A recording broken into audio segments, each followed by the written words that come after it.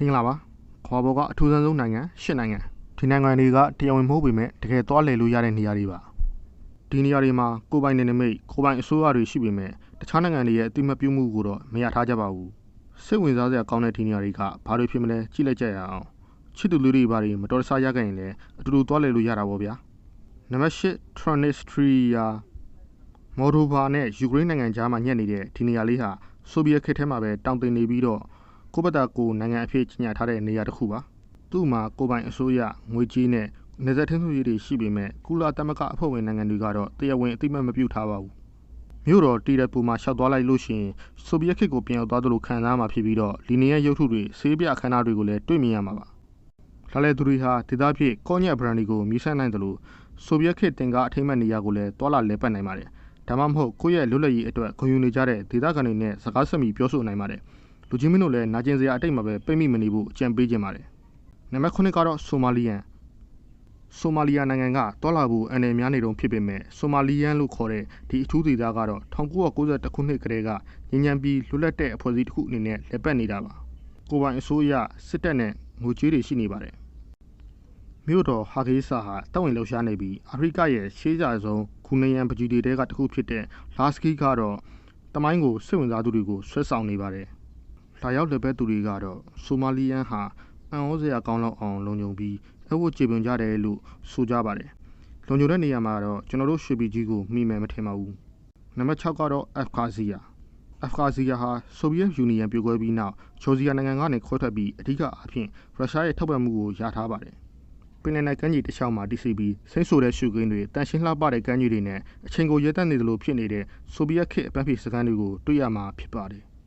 ်နံပါတ်5စီလန်ဆိုတာကအင်္ဂလန်ကမ်းလွန်ကဒုတိယကမ္ဘာစစ်တဲကဆွန့်ပစ်ထားတဲ့ပင်လယ်တွင်းခံတပ်တစ်ခုပေါ်မှာတည်ဆောက်ထားတဲ့နိုင်ငံငယ်တစ်ခုဖြစ်ပါတယ်သူကအချုပ်အခြာအာဏာပိုင်နိုင်ငံအဖြစ်ကြေညာထားပြီးကိုပိုင်အလံငွေကြေးပတ်စပို့တွေရှိတဲ့အပြင်ရောင်းချဖို့အတွက်မမျိုးမွင့်တဲ့ဘွယ်တူတွေတောင်ရှိနေပါတယ်လက်ပဲချင်သူတွေကတော့လှေဓမ္မမဟုတ်ရဲရင်နဲ့လာဖို့ခွင့်ပြုချက်တောင်းရပြီးကမ္ဘာဝင်ရောက်ခွင့်ရခဲ့ဆုံးနေရာတွေကတစ်ခုဖြစ်ပါတယ်စိတ်ဝင်စားစရာအချက်ကတော့အွန်လိုင်းကနေမမျိုးမွင့်တဲ့ဘွဲတစ်ခုကိုဝယ်ယူပြီးစီလန်ရဲ့လော့ဒါမှမဟုတ်လေဒီတယောက်ဖြစ်လာနိုင်ပါတယ်ဒီခရရတဲ့ငွေတွေကနိုင်ငံငယ်လေးရဲ့ပြည်ပြင်ထင်းထင်းရေးအတွက်ရန်ပုံငွေဖြစ်စေပါတယ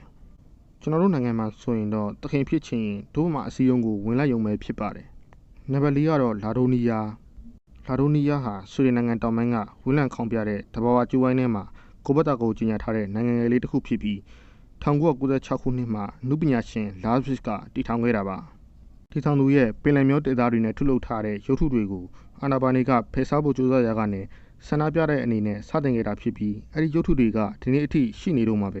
ဒီနေရာမှာလူနေထိုင်ခြင်းမရှိပေမဲ့လာဒိုနီးယားမှာအွန်လိုင်းကနေပါဝင်လှုပ်ရှားနေတဲ့ကမ္ဘာတဝန်းကနိုင်ငံသား2000ကျော်ရှိတယ်လို့ဆိုပါတယ်ကျွန်တော်တို့ရဲ့ဆွေပြည်ကြီးမှာဆိုရင်တော့ဒါမျိုးလုပ်ဖို့မဖြစ်နိုင်ပါဘူးနံပါတ်3ဘီယာတာဝီဟာအီဂျစ်နဲ့ဆူဒန်နိုင်ငံကြားကလူချင်းမင်းတို့လိုပဲဘယ်သူမှမပိုင်တဲ့စိတ်ဝင်စားစရာအနေတစ်ခုပါ20ရာစုအစောပိုင်းနယ်နိမိတ်သဘောတူညီချက်တွေဆုတ်ထွေးခဲ့တာကြောင့်ဘယ်နိုင်ငံကမှပိုင်ဆိုင်ကြောင်းမကြေညာပဲကြံ့နေခဲ့တာပါဒီနေရာ6တွေ့ပြီးအမြဲတမ်းနေထိုင်သူမရှိအခြေခံအဆောက်အအုံမရှိတဲ့ကျန်းတဲ့ဒေသတစ်ခုပါဒါပေမဲ့တချို့လူတွေကတော့ဒီဘယ်သူမှမပိုင်တဲ့မြေကိုပိုင်ဆိုင်ဖို့အတွက်ကိုယ့်ရဲ့ကိုယ်ပိုင်ဘရင်းနိုင်ငံအဖြစ်ကြေညာပြီးဒီနေရာကိုရောက်လာခဲ့ကြပါတယ်2014ခုနှစ်မှာဆိုရင်လည်းအမေရိကန်လူမျိုးအမျိုးသမီးတို့ဟာသူသမီးကိုမင်းသမီးလေးဖြစ်စေခြင်းလို့ဒီမီနေရာကိုသူ့နိုင်ငံအဖြစ်ကြေညာခဲ့ပါတယ်နံပါတ်2မိုရှာလော့သမ္မတနိုင်ငံဒါကတော့အမေရိကန်နိုင်ငံနီဗာဒါတဲကန်နာထဲမှာကီဗင်ဘောက်က1998ခုနှစ်မှာတည်ထောင်ခဲ့တဲ့ထရူးဆန်းဆန်းကိုပိုင်ကြေညာထားတဲ့နိုင်ငံငယ်လေးတစ်ခုပါ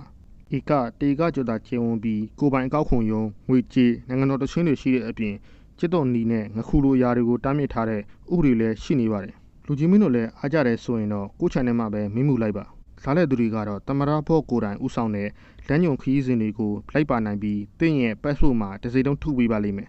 ထူးခြားတာကမိုလော်ရှားဟာအရှိဂျာမနီနိုင်ငံနဲ့စစ်ဖြစ်နေတယ်လို့လည်းကြေညာထားပါတယ်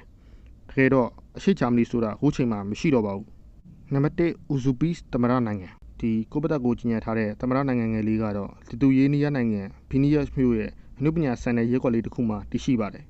ဒါဟာအနုပညာရှင်တွေလွတ်လပ်တဲ့စစ်တဲ့စီးသူတွေနဲ့အိမ်မက်မသူတွေအတွက်ခိုလုံရနေရာလေးတစ်ခုပ